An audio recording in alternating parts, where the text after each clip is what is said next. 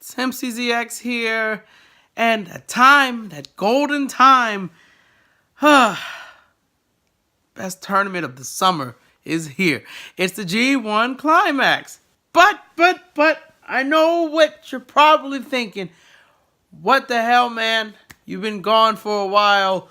Why you just popping back up like this? This ain't cool. Where's our WWE roundups? Where's our stuff? I'm just gonna apologize for that. I'm sorry. My focus is on the greatest tournament of all time, and that is the G1 Climax. Please tell me you know what the G1 Climax is, because if you don't know what it is, I'm about to tell you now. The G1 Climax started in 1974. It was known at the time as the World League. Around 1978, it turned into the MSG League, and then it got turned into the International Grand Prix in 1983. The first winner of that was Hulk Hogan, but he didn't get a belt. Afterwards, in 1989, it was called the World Cup Tournament, and finally, in 1991, the G1 Climax was started. It was named after horse racing, of all things. The G1 was started to showcase the top heavyweights and the rising stars of the company. Basically make new talent appear, new stars, guys that you're going to love, that's going to be put over, that type of thing. It's split into two divisions. So there's an A block and there's a B block. It consists of 10 wrestlers in each block, and the IWGP Heavyweight Champion usually participates in the B block, which I think is reserved for all the champions. I'm not sure. That may have changed in years, but logistics. Since 2012, the winner of the tournament gets a championship opportunity at the biggest event in New Japan history, and that is Wrestle Kingdom. Now they get like a briefcase similar to Money in the Bank, and you get to carry that around. They defend that if someone wants to challenge them for it. If the champ happens to win the tournament, the champ picks his opponent for his match at Wrestle Kingdom, which is pretty damn awesome. So that's your little history lesson with the G1 Climax. Before we continue, just know that the older tournaments are not acknowledged. They're not acknowledged. They are part of the history, but they're not a part of the G1 Climax, since it is a new tournament and it has a new series. This is the 28th version of the G1 Climax, and that's all you really need to know. So, what are we covering? What are we going to talk about? Well, before I get into that, I want to let you in on a little secret between me and you, a little peek behind the curtain. The original idea, I was going to cover basically the first night to the 7th night. That's where I was at the time. I'm not there anymore. And we was going to talk about every single match in detail. And then I realized some of these matches are very detailed, and I didn't want to have a super long video on my YouTube channel just talking about all these matches and not giving my clear opinion on them. So I decided to split them up into 4 nights. 2 nights for A block, 2 nights for B block. I also didn't want to cover the preview matches, which is the first part of the show. I see there's no reason to actually cover them because they're like fodder. They're just there. You can skip them, and you really don't miss anything besides a brawl or two or someone getting brutalized in the ring that has nothing to do with the G1. So we're not covering those. All we're covering is the block matches. Just the block match. At the end of each video, we'll have a block update so you can see where everyone's at, who's leading, who's losing, who can possibly win, and who's just out. But I just wanted to make that very clear on what's being covered. That's what's going to be covered in the G1 videos, guys. Hope you enjoy, and let's get straight into the G1. A block, night 1. So, you're wondering who's in A block? We have Switchblade Jay White, we have Togi Makabe, Michael Elgin, Hangman Page, Bad Luck Fale, Evil, Tanahashi, Hiroshi Tanahashi, Kazuchika Okada, Yoshihashi, and our murder grandpa, our murder uncle, Minoru Suzuki.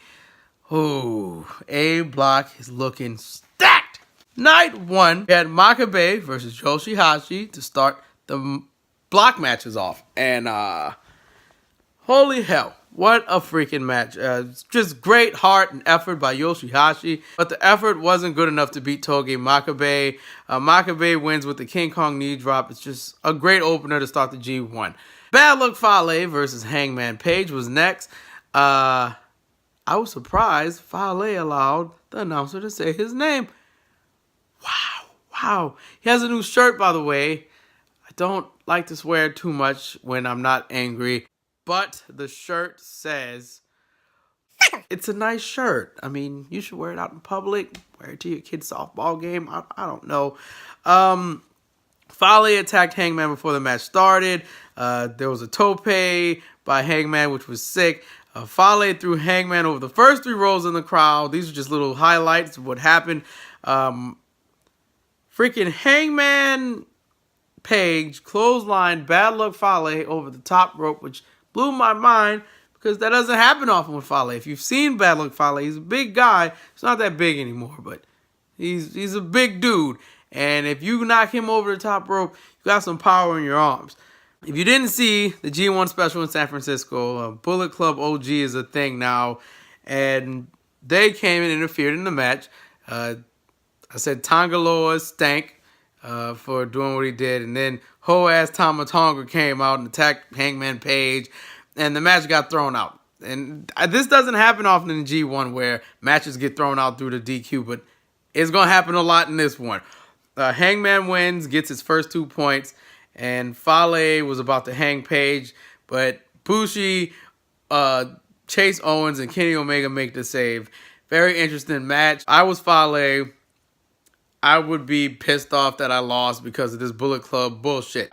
I'd be mad because I want to be freaking heavyweight champion, and because of this internal conflict, I can't do that because you guys want to cost me matches. But they're Tongans, and Tongans stick together, so that's fine. Evil versus Elgin is next. Very hard-hitting match. I have to say one thing, though. I want that mask Evil has. I need it. I need the entrance attire. I need everything that he wears to the ring so I can just walk around my house in it and just not have a care in the world. Very hard-hitting match. Elgin wins with the Elgin Bomb. I was not expecting that. I thought Evil was going to come out with the victory, but he did not. Suzuki versus Tanahashi is next. And Suzuki's new theme is epic. Tana's theme is always epic. These are little nitpicky things. Suzuki had Tanahashi in like multiple leg locks for like 5 minutes in this match. It's cringy to watch. And you feel like this is going on too long. Like the dude's been suffering for too long. And Suzuki basically owns Tanahashi throughout this whole match until this one spot where Tana hits this dragon screw. It was an inverted dragon screw, and Suzuki cried out in pain like I've never seen before. And I was like, oh my God, he's found his weakness. You found his weakness. What the F? And Tana wins with a high fly flow, and that's it. Tana gets his first 2 points. I'm just stunned. And finally, the main event, Jay White versus Kazuchika Okada. So I said in my notes, Jay White looks like Shinsuke Nakamura if he bleached himself. Please don't take offense to that. He just did at that night. I still don't like Okada's theme. These are all nitpicks. But now let's get into the match. Jay White was playing too much with Okada till Okada grabbed him by the throat and gave him the business. Slapped him around a little bit. Okada has a crossbody called the Scooby-Dooby-Doo. Says it. In reference to Will Ospreay's Chip Chip Cherry-O MFer. It was a nice twist and brainbuster by Jay White. Kevin Kelly yelled, what the hell is wrong with you, when he did a low snap suplex into the barricade, almost knocking over Kevin Kelly like he did with JR. And JR was like, need to get this shit together and you need to fix this. Security around here stinks.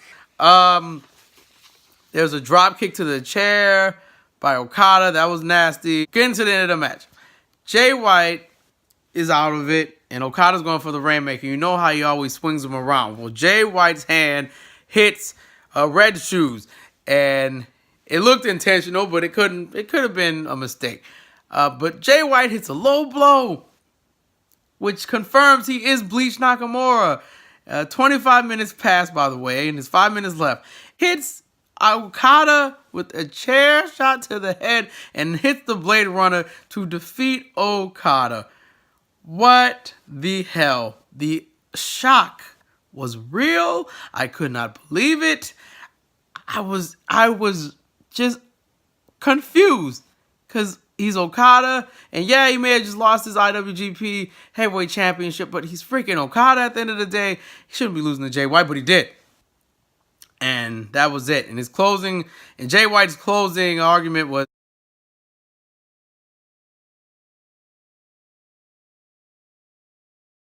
B Block Night 2. If you don't know who's in B Block, you have Kenny Omega, Kota Ibushi, Tama Tonga, Tomohiro Ishii, Sonata, Zack Sabre Jr., Tetsuya Naito, Hiroki Goto, Toru Yano, and Juice Robinson. Pretty stacked group 2. Because, I mean, if A Block's going to be stacked, B Block's going to be just as stacked. As for our block matches, we had Yano versus Ishii. Now, I know a lot of people may think, Yano is going to be joke match. He's going to try to hit Ishii in the nutsack. He's going to just get the tape and tie his legs together, try to get a count-out victory. He's going to try and cheat the system.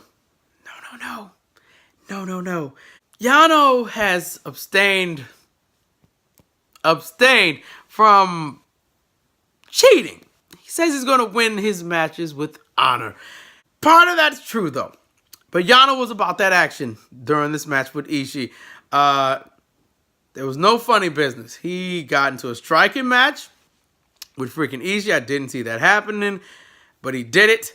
But of course, Yano being the master thief he is, he went back to his dirty tactics. Yano leveled Ishii in a striking contest. Never thought I'd say that out loud. Yano then hit a sick belly to belly. I was just stunned the entire time. Got to be fucking kidding me. This guy can really go. He really can go. That doesn't matter because Ishii beat Yano at his own game. He hit Yano with a low blow and he rolled him up in like the La Mastrigal. I think I said that completely wrong. La Mastrigal. There we go. And yeah, that was it. Ishii gets his first 2 points. Yano was hella impressive. I was shook. Couldn't believe what I was seeing. Next up, Tama Tonga versus, well, as Tama puts it, Juice Ho-Ass Muffin Robinson. There's not a lot of highlights in this match, but I wrote down a couple. There was a Tongan twist. It was reversed into a sick brainbuster by Juice. But, of course, Tongans stick together, as you saw in the A Block. And thanks to Tonga lower interference, Tama hits Juice with a gun stun after revulsing Pulp Friction to get his first 2 points. No DQ throwouts here. Next up is Sonata versus Goto. Listen, don't judge me right now because what I'm about to say may piss some people off. I hate sitting through Goto matches. I just don't like watching his stuff sometimes. He's a great wrestler, but I get bored with the gimmick, I guess, and just him. And it's not his fault. It's just, some days he bores me. But thankfully this match, he did not do that because Sonata is a freaking beast. And Sonata is such a great defensive wrestler. We're going to get to that later on. Sonata's Oshigoroshi was gruesome because he delays the neck hitting the knee. The crowd was split 50-50. This match told me I have to stop being hard on Goto because it was awesome. Goto defeated Sonata with a GTR. Valiant effort by Sonata, though. Goto has his first 2 points on the board. Semi-main event. It's the Cruiserweight Classic. You know, the main event that should have been, but it didn't happen. ZSJ versus Kota Ibushi. And here are my highlights. I love Taka Michinoku introducing ZSJ. It reminds me of Brock and Paul Heyman, except it's more fun, and I don't have to be annoyed with Brock just shuffling around and doing that stupid grin. He does. I screamed a lot in this match because Zack Sabre Jr. matches, I tend to scream a lot because I don't think certain body parts should bend the way they bend, and they do. It hurts. The slap contest was a great sequence. I really want these two men to fight forever, as I wrote down in my notes. The end sequence to this match is simply beautiful. I can't put it into words because so much stuff was going on. There's multiple counters, but Ibushi wins after hitting a cross German suplex into a Kamigoye for the win. 2 points for freaking Kota Ibushi. In the main event, Kenny Omega versus Tetsuya Naito, aka the G1 Climax 27 rematch. The Top Guys closed the show with a 50-50 crowd. Couple highlights here. There's a flying V-trigger into a reversal, to a Destino, to a reversal by Kenny, into a Dude Buster. It's bloody insane. You could expect the V-triggers were there. Naito being Naito. This was just a 5-star match for me. And KO defeats Naito with a one-winged angel to get his first 2 points. Onward to night 3. This is A block again. And if you're not catching on by now, the odd numbers, A block. The even numbers, B block. All right, so we'll kind of speed through these. Hangman Page versus Michael Elgin was the opener. Now Chono has chosen Hangman Page to win the G1. I wish I could side with Chono because I believe in Page.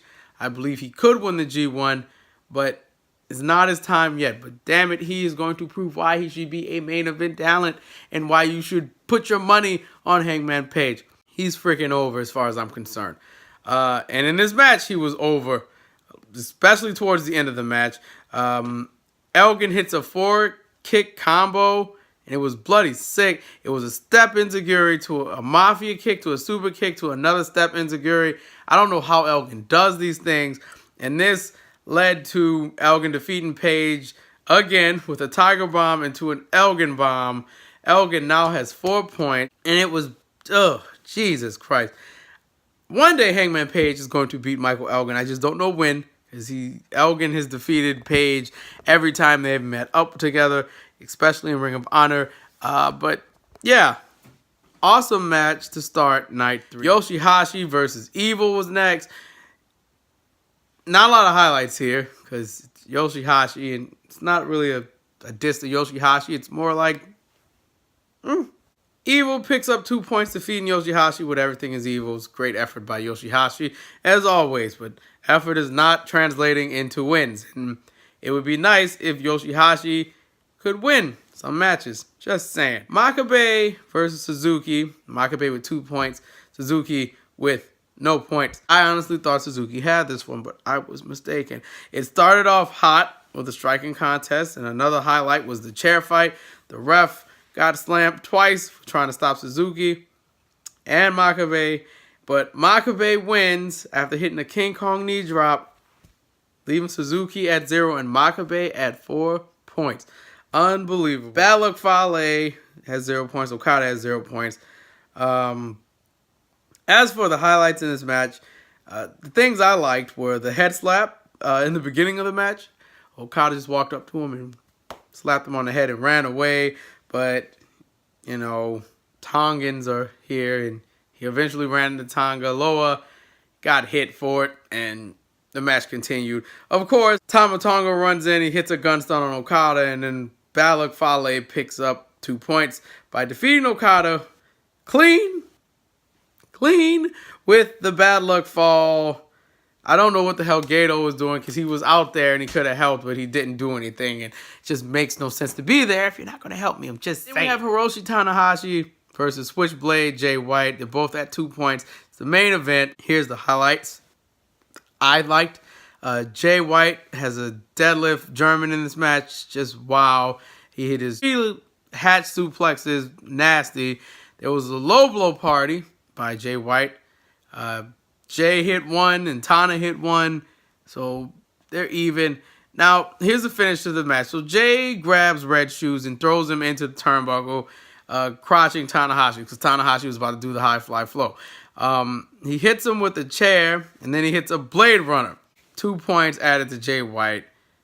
And this brings me to the conclusion that I feel like Jay White might win A block. Like he's either being billed to be the most hated heel in New Japan, or he's going to win A block, one or the other. Oh man, he's got to win over Tanahashi and Okada now. This is bloody insane. And finally, night 4 of B block. This was a defense battle. Neither man would make the move at first. It was like countering one another. Tanga Loa finally gets thrown out in this match. And Sonata hits a gun stun. And his gun stun is nice. It's freaking sick. Finish to this match goes as follows. Fale and Tanga Loa run in, even though Loa got thrown out. But Sonata outsmarts Loa and Fale, despite taking a Loa bomb. Sonata pushes Tama Tonga into Tanga Loa, and he rolls him up with a bridge for his first 2 points.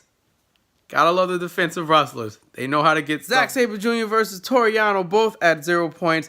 Let's just say this. The intro for Zack Sabre Jr. is awesome, but Yano's been very impressive, and I can't wait to see what Yano's going to do. So here are the highlights. So Yano kept up with Zack Sabre Jr. He wasn't getting stretched the entire match, because if you don't know, Toru Yano has a background in amateur wrestling, so he could keep up with ZSJ a little bit. He got like knocked to the outside twice. Yano beat the count of 20 twice. You just couldn't count him out, and I was just impressed the entire time. The finish goes as followed. Yano almost beats ZSJ by whipping him into the exposed turnbuckle. Yano's old ways, they're like a monkey on your back. He has to keep doing it, even though he shouldn't do it. He picks up the turnbuckle pad, and he's about to hit ZSJ with it, but ZSJ dodges, reverses it, puts him in a ZSJ clutch, which is a little pin, and he wins, getting his first 2 points on the board. How freaking wonderful. Juice Robinson versus Kota Ibushi. Juice is at 0, Kota's at 2. Here's the highlights. This is just a straight up wrestling match. It's not a lot of flash and flare here. There's an apron Frankensteiner that Kota Ibushi does. Why? He's a freaking beast. And then he did this moonsault off the post, off the top of the post. Not like on the turnbuckle, he's on top of the post. Does a moonsault, and I think he landed on his feet. Freaking insane. Kota wins after a cross German and a Kamigoye, and he brings his score to 4 points. And awesome heart by Juice Robinson. Can't really be upset. I love the respect at the end. Ishii versus Naito. Not a lot to say here. Ishii lost. Naito defeated him with a sick Destino to earn his first 2 points. And in the main event, Kenny Omega took on Hiroki Goto. Kenny tried to fly, but Goto threw a chair at him. That's one highlight. There was a moonsault off the barricade into the crowd. There was a code red from the top rope by Goto. I don't know how the hell Kenny got out of that. And the finish went like this. After the 5th V-trigger, Kenny hits a one-wing angel to earn 2 more points, bringing his score to 4. Goto did pretty damn good. I thought I was going to be bored, but clearly Goto does not bore people in G1s. And his next match is Tama Tonga, which should be interesting. Omega accidentally dropped his belt after the speech. Little fun fact there. So, if you want to know who's in the lead, I'm going to go over it real quick. I have my paper here. I wrote everything down. A block, the leader at the moment, at the time, is Jay White, Makabe, and Elgin. It's a 3-way tie. And everyone else, Paige has 2 points, Fale has 2 points, Evo has 2 points, Tanahashi has 2 points. The only people with no points at this time is Okada, Yoshihashi, and Suzuki. As for B block, Kenny Omega and Kota Ibushi are tied at first place. Tama Tonga, Ishii, Sonata, ZSJ, and Naito and Goto also have 2 points, so they're all tied for the second spot. Yano has no points, and Juice has no points at that time.